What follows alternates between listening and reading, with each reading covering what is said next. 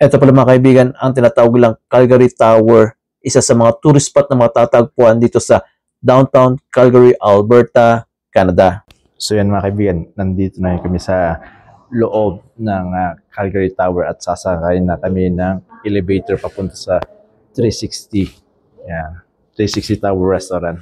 Ito kami sa loob ng elevator, yan, pakit na rin kami. Ayan. Ito na mga kaibigan, yung tinatawag lang Sky 360 Restaurant and Lounge. Bago ka pala pumunta dito mga kaibigan para kumain, kailangan munang pumunta sa website nila para magpa-reserve ng table kung anong araw, ilang tao, at anong oras. Ito rin, yung view na makikita mo pag pupunta ka sa gabi na kumain dito. Marami ring mga hotel na malapit dito sa Calgary Tower mga kaibigan na pwede mo siyang lakarin. Dahil gutom na rin kami mga kaibigan, magsisimulan na rin kaming mag-order ng kakainin namin. Burger at pasta nga pala, yung in-order naming hapunan. Dahil ako nga yung driver ngayong gabi, dapat non-alcohol drinks ang dapat kong inumin. Kaya pop na lang ang in-order kong drinks ko. Happy tummy!